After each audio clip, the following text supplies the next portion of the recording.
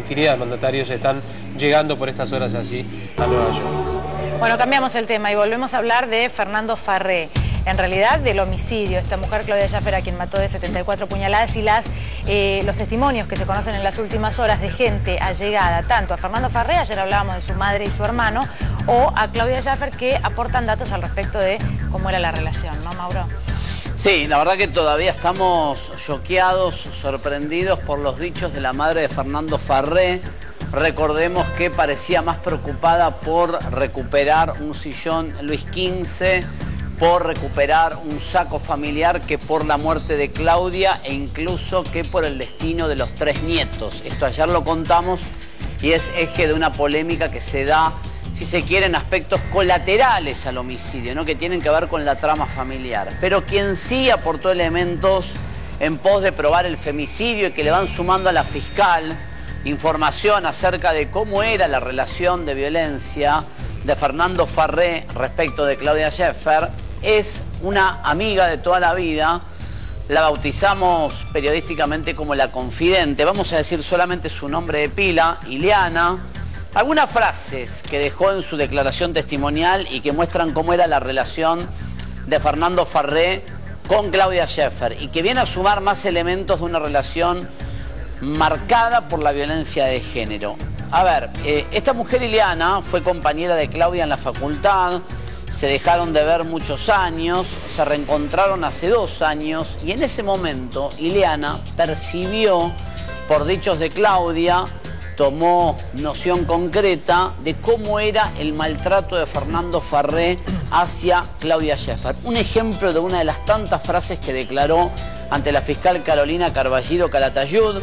Dijo: a partir de diciembre de 2014, cuando Claudia le dijo que no lo quería más, fue que Fernando se puso más controlador y la hostigaba. ¿Se acuerdan que la propia Claudia Schiffer, antes de ser asesinada, en la denuncia que hace por violencia de género aquel día 3 de agosto, deja sentado, entre otras cosas, que había incrementado su nivel de violencia Fernando Farré cuando ella claramente le dice: quiero que te vayas, y cuando ella empieza a dormir en la habitación con una de sus hijas, como parte de una nueva forma de vivir bajo tormento, bajo apriete, bajo intimidación de parte de Farré. Ella se aísla y se va a dormir para protegerla y que no vea las discusiones de pareja con una hija del matrimonio. Miren, frases que dijo la amiga, la confidente: la ninguneaba, Fernando la menospreciaba, le decía: vos con ese sueldito de mucama,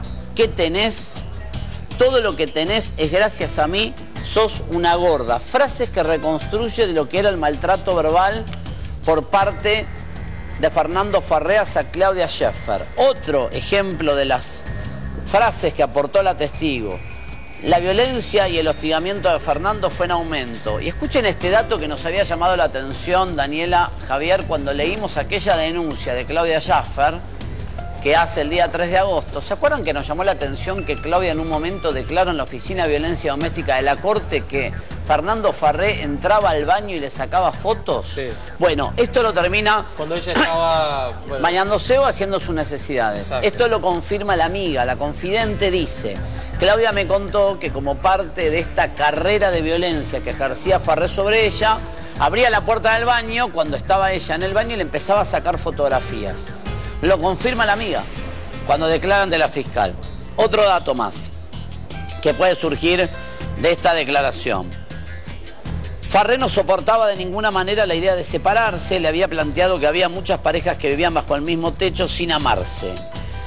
Claudia me contó que había estado buscando en los papeles de Fernando algo que tuviese valor afectivo para él, para negociárselo por los documentos de los chicos que se los había llevado el día de la exclusión. Fíjense el nivel de perversión, el nivel de psicopatía. Recordemos otro ejemplo más, cuando Fernando Farré le manda un correo electrónico al jefe de Claudia Schiffer como parte de un apriete para que el jefe de Claudia Schiffer no le dé más voucher de nafta, porque de ese modo Fernando Farré aseguraba la venta de una camioneta que tenía Claudia y que Claudia no quería vender. Entonces, en la cabeza de Fernando Farré, lo que diagramó fue: le escribo al jefe, le digo que le corte el suministro de nafta y Claudia va a estar obligada a vender la camioneta que no quiere.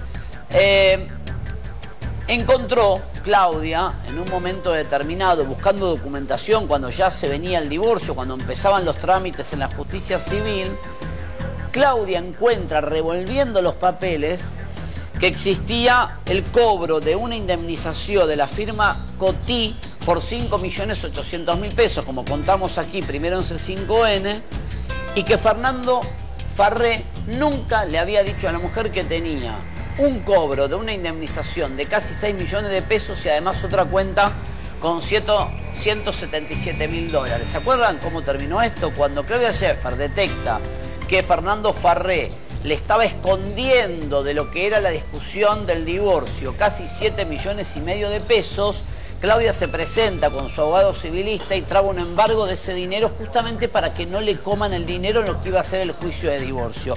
Muy cerca de esto de la fecha del femicidio. Cuando ella hace la exclusión del hogar después de aquel ataque que incluye tirarla al piso, agarrarla de los pelos, apretarle la rodilla contra la cabeza de Farré a Claudia y que ella llega a denunciar, lo que hizo automáticamente como reacción, porque ella lo excluyó del hogar y le dictaron una restricción de acercamiento, lo que hizo Farré fue bloquearle el manejo de todas las tarjetas de débito, de crédito y de todas las cuentas bancarias. Claro, la detección de ella, de este ocultamiento de cuentas, de dinero, para Farré debe haber sido detonante. En la lógica de un tipo que lo único que le enroscaba a ella, que todos vivían gracias a su dinero, en la lógica, insisto, de un tipo que decía que él era el único que sostenía a la familia, que los 20.000 pesos que traía Claudia eran inservibles, que los gastaba en ropa y que no tenía ningún valor el trabajo de Claudia para esta familia, visto como lo veía Farré, que ella le haya descubierto el manejo de 7,5 palos y que le haya trabado un embargo, para él fue una cuestión casi de traición. Bueno, imposible en la lógica del violento, sí, digo, ¿no? Sí, una traición imposible de perdonar. Lo que pasa, ¿sabes qué? Que, a ver, él se había quedado, desde noviembre esta parte, ¿no? Hasta el femicidio. Sí. Se había quedado sin trabajo, sí, sin familia, porque, digamos, estaba en una situación, y por lo que hacía con la mujer, adelante de los hijos, muy poco les importaba a los chicos. Y encima se iba a quedar sin dinero. O iba a tener que repartir el dinero. Bueno, pero para la visión de un tipo, como dice Mauro, es quedarse sin dinero. Pero paradójicamente, quien trabajaba y quien generaba ingresos, o sea, en estos momentos puede ser mucho o poco. En el momento del femicidio era ella, además. En el momento del femicidio, la única que traía plata a la casa. A él le pareciera poco 20.000 pesos, teniendo en cuenta la cantidad de dinero que él ganaba. 28.000 pesos a Claudia en la bodega, bueno, declarado en la denuncia que hace. Evidentemente él había tenido una carrera en la que ganaba mucho dinero más, pero además, paradójicamente, era ella quien estaba en ese momento ingresando. Hace 2 años era la única que traía dinero a la casa. Miren un dato más que tiene que ver con cómo son los padres de Farré de acuerdo a testimonios que van apareciendo en la causa. ¿Saben qué dijo la amiga? La amiga dijo, después de la exclusión, y escuchen este dato, supe que la madre de Fernando le dejó 17 mensajes de voz a Claudia diciéndole: ¿estás contenta que te quedaste con el departamento de Austria Libertador? Está muy mal que no me dejes hablar con mi nieto autista. Si ella se quedaba sin batería, ella llamaba a todos los contactos o compañeros de trabajo para ubicarla. Era una persecución. Cuando nosotras cenábamos, llamaba unas 10 veces. Impresionante. El nivel de persecución que describe la amiga en esta declaración es muy fuerte, pero además sorprende sin dudas estos 17 mensajes de voz que le deja la mamá de Fernando Farré como parte también de un hostigamiento y de facturarle, entre comillas, en la mirada de los padres de Farré, que ella lo quería desplumar a Fernando, como declaró el hermano. Miren, algunas frases salientes que quedaron registradas en la causa y que son dichos de la madre de Fernando Farré, que ya fueron volcados en el expediente. Los vemos. Recuerden que esto surge de distintas declaraciones.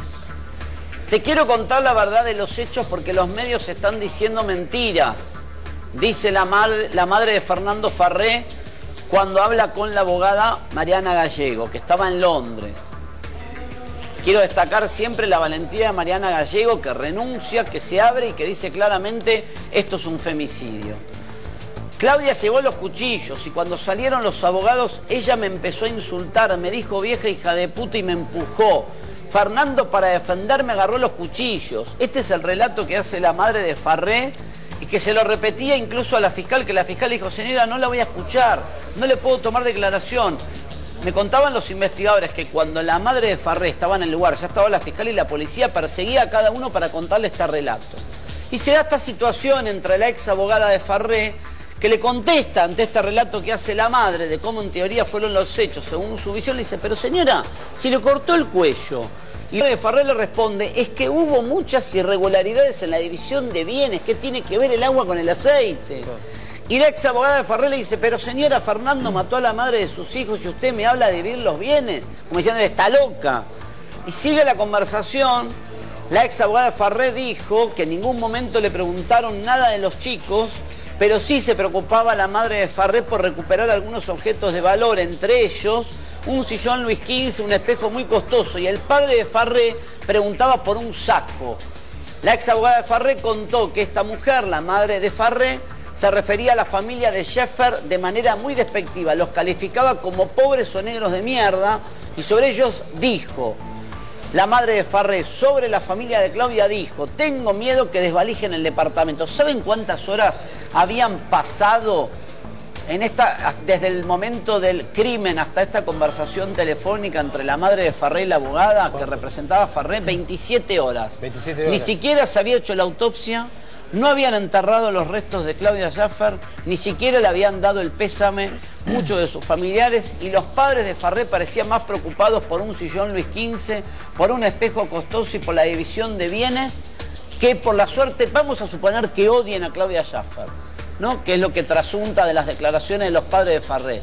Ni siquiera les preocupaban los nietos, el destino de los nietos. Acuérdense que la defensa original de Fernando Farré, el doctor Gustavo Alves, lo contaba al revés, decía, no, la familia de Claudia no se interesa por los nenes, fueron los primeros que pidieron la guardia provisoria, la hermana de Claudia Schäfer, al revés de lo que nos contaba el primer defensor de Fernando Farré. Sabés, a mí lo que siempre decimos acá, ¿no? Nos preocupan los chicos, sobre todo ahora que no tienen a la mamá, y tienen a un papá que está preso, bueno, no lo tienen tampoco. Tiene la oportunidad histórica, los abuelos, sí, los padres de Fernando Farré tienen la oportunidad histórica de empezar por lo menos a colaborar con la manutención de los hijos de sus nietos, sí, por lo menos. Yo apunto, ¿sabes qué? Además de eso, obviamente, a la cuestión de cariño sentimental necesaria para los chicos, y sobre todo teniendo uno de los chiquitos que tiene autismo, ¿no es cierto? Que necesita mucho del contacto físico. Sí. ¿Sí? No para la recuperación solamente, sino para la ambientación de ese chico, de ese nene. Sí. El contacto físico, ni que hablar, por supuesto, con la madre. Y con el padre también, pero el nene necesita contacto físico. Yo, ayer la producción, nuestro compañero Matías Escarpanich habló con Juan Carlos Farré, que es el papá de Fernando Farré. Y Juan Carlos Farré dijo un par de frases que la verdad no las entiendo. Dijo, de acá a 6 meses se va a saber todo. ¿Qué se va a saber? ¿Qué va a cambiar? ¿En qué cambia? Y yo doy un ejemplo muy exagerado a veces, ¿no? Vamos a suponer que todo lo que dice la familia de Fernando Farré sobre Claudia Schäfer sea cierto. Vamos a suponer que es mala madre, que era mala madre. Lo exagero mucho, ¿no, Dani? Voy a hacer un razonamiento exagerado, sí, ¿no? Sí. Vamos a suponer que era mala madre, vamos a suponer incluso que se prostituía, vamos a suponer que tenía 14 amantes, vamos a suponer que le decía a su marido no servís para nada, vamos a suponer que era la peor madre y la peor mujer del mundo. Y... Gracias, Mauro.